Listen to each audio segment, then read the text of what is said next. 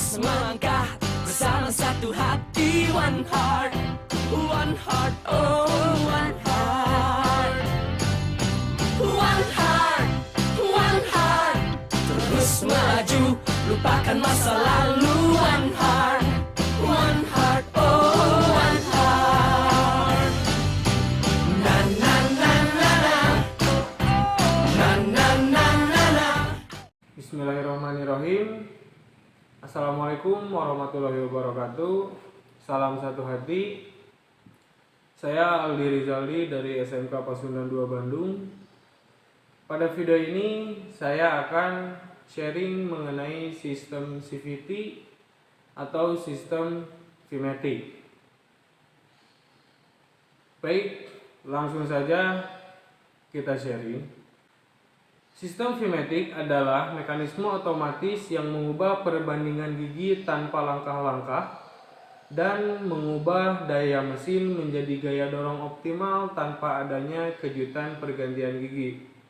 Nah, dari pengerjaan itu sudah dapat disimpulkan bahwa pada motor matic tidak memerlukan pergantian gigi. Lalu kejutan karena pemindahan gigi itu tidak ada pada motor matic. Paling kejutannya pada awal gas. Itu pun kalau ngegasnya langsung di gaspol, pasti ada kejutan atau ada hentakan. Nah, lalu bagaimana cara kerja dari sistem VMatic ini atau dari sistem CVT ini? Nah, cara kerja dari sistem VMatic ini, putaran dari crankshaft akan diteruskan ke driven pulley. Setelah dari driven pulley, putaran tersebut diteruskan lagi ke driven pulley melalui drive bell. Setelah di driven pulley, putaran tersebut diteruskan lagi ke kopling sentrifugal. Setelah di kopling sentrifugal, lalu ke drive shaft atau ke reduksi akhir. Setelah di reduksi akhir, lalu ke final shaft atau ke poros roda belakang yang menghasilkan roda dapat berputar. Nah, jadi seperti itu cara kerjanya, dari mulai crankshaft ke driven pulley, dari driven pulley ke drive bell, ke driven pulley, ke kopling sentrifugal, ke drive shaft, ke reduksi akhir, dan yang terakhir ke final shaft atau ke poros roda belakang. Pada pengoperasiannya dilakukan secara otomatis dengan memanfaatkan gaya sentrifugal. Nah, makanya kopling sentrifugal yang tadi karena putaran dia nantinya akan bergesekan dengan clutch outer. Clutch outer tersebut berhubungan dengan drive shaft, lalu ke reduksi akhir, lalu ke final shaft atau poros roda belakang. Jadi tidak seperti kopling manual. CVT tidak memakai gearbox yang berisi serangkaian roda gigi, maka CVT tidak memiliki pengunci gigi untuk menentukan rasio gear yang akan dipakai. Jadi nggak ada. Pada sistem CVT tidak diperlukan adanya pemindah gigi atau persenelang seperti pada sepeda motor umumnya. Pada sistem ini tenaga dapat tersalurkan dengan sempurna ke roda belakang dengan menyesuaikan perubahan kecepatan dan perubahan torsi kendaraan, yang tentunya dengan rasio yang tepat. Nah, di sini sudah bisa dilihat ada tabelnya. Tabel kondisi perjalanan, bagaimana kondisi diameter puli berubah, dan bagaimana kondisi si kopling sentrifugal otomatisnya. Nah, pada saat posisi idling atau pada saat posisi stasioner, daerah jangkauan kecepatan rendah, jadi masih posisi langsam, kopling sentrifugal otomatis dia tidak berhubungan, atau kopling sentrifugal dengan clutch outer dia masih terlepas, belum berhubungan. Nah, lalu pada saat posisi starting atau mulai berjalan. Nah, pada saat posisi starting akan mulai berjalan, kopling sentrifugal dan clutch outer terhubung sebagian. Jadi baru sebagian yang terhubungnya. Itu di kondisi perjalanan daerah jangkauan kecepatan rendah, masih sama seperti posisi idling tadi. Hanya saja karena gas sudah mulai ditarik, jadi si kopling sentrifugal dan clutch outer terhubung sebagian atau sudah mulai bergesekan. Nah, diameternya pun dia sudah mulai berubah, bisa dilihat di tabelnya.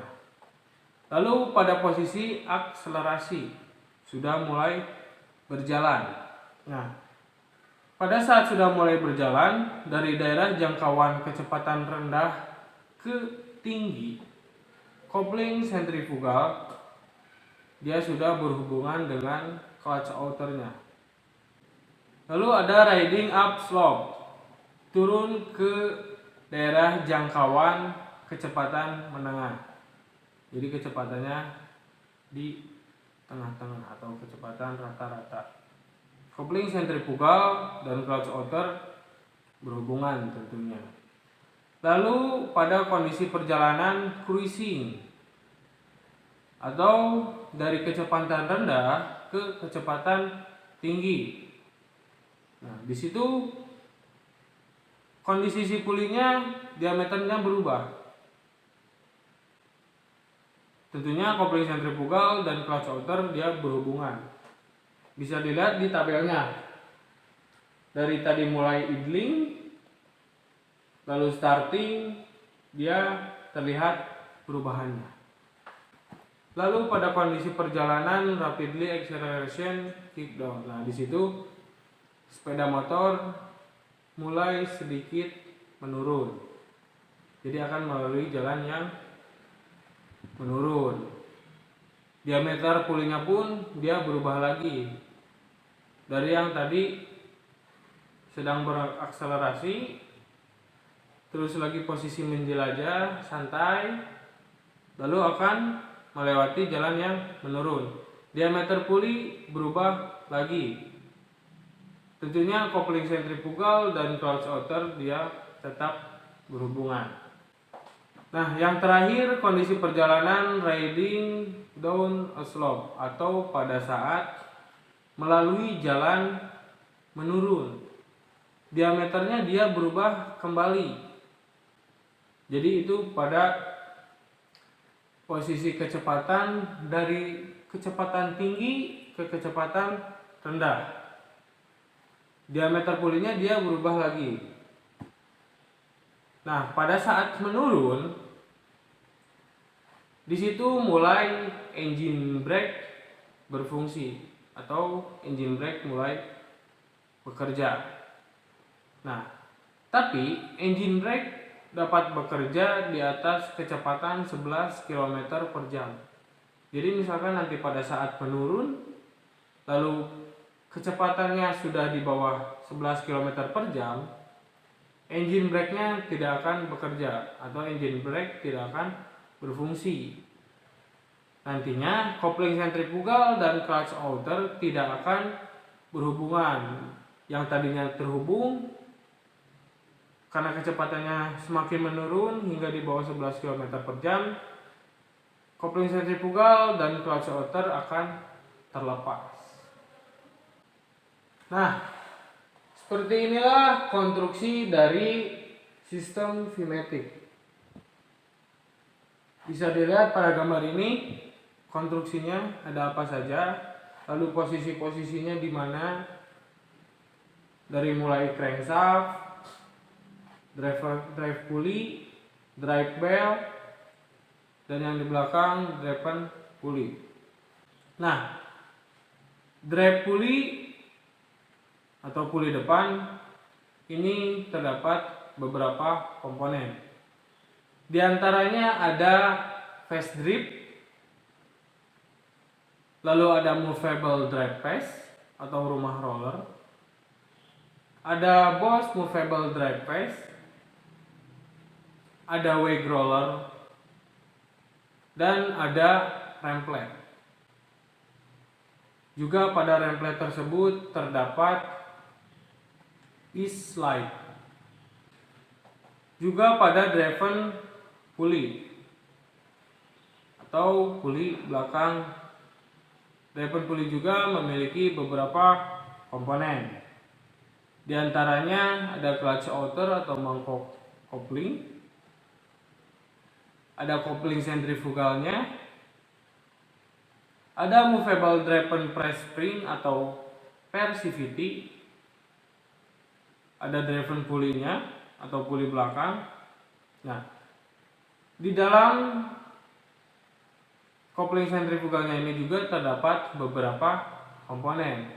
Ada kopling sentrifugalnya itu sendiri, ada pegas kopling sentrifugalnya, lalu ada karet dampernya atau damper rubbernya sebagai peredam.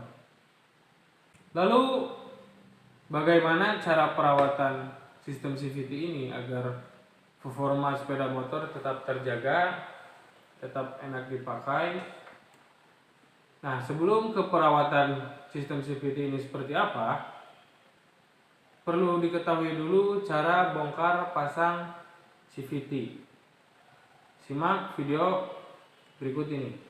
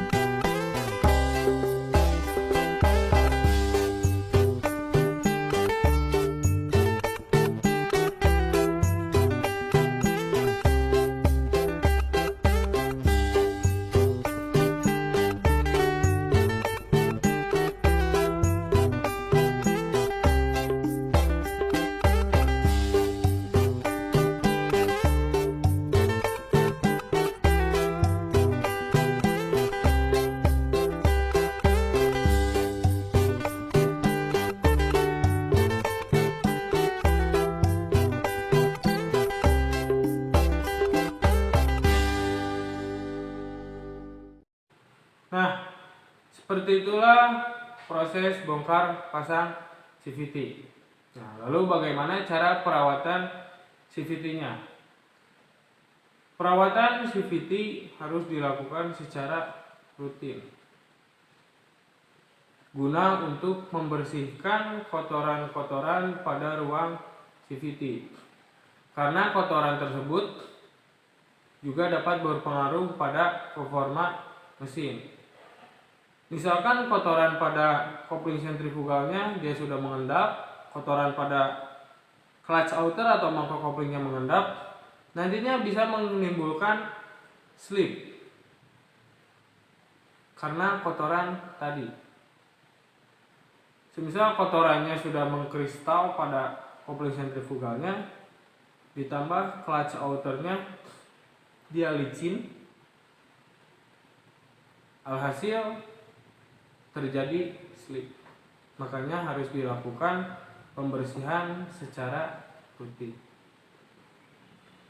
Atau malah lama gak dibersihin, tahu-tahu pas dibuka seal crack as depannya bocor, ada rembesan oli, seal di driven pulley-nya juga rembes, yang di driven pulley kemana-mana, itu nggak akan baik untuk performa mesin, dan pastinya tenaga mesin akan berkurang, tidak seperti biasanya pada kondisi itu.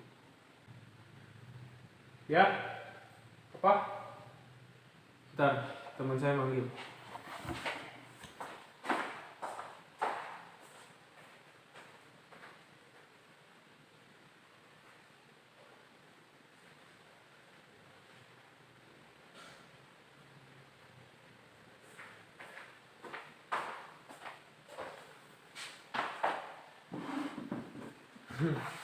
Kirain ada apa? Tadi teman saya manggil, terus dia nanya, per berapa kilometer harus dilakukan pembersihan pada CVT? Nah, terus saya jawab, pembersihan pada CVT dilakukan per 8.000 km. Jadi per 8 km, per 8.000 km CVT harus dilakukan pembersihan. Kenapa sih harus dilakukan pembersihan secara rutin? Nah, di samping membersihkan, juga agar selalu mengetahui kondisi pada CVT tersebut. Kondisi komponen CVT itu dapat terpantau. Misalkan dari kondisi rollernya, kondisi fan belnya, kondisi kopling sentrifugalnya, clutch outernya, atau seal driven pulley-nya bocor atau tidak. Jadi komponen CVT kondisinya tetap terjaga. Nggak akan, kalau misalkan jarang dibersihin, bersihnya nanti 2 tahun sekali baru bersihin, pas dibongkar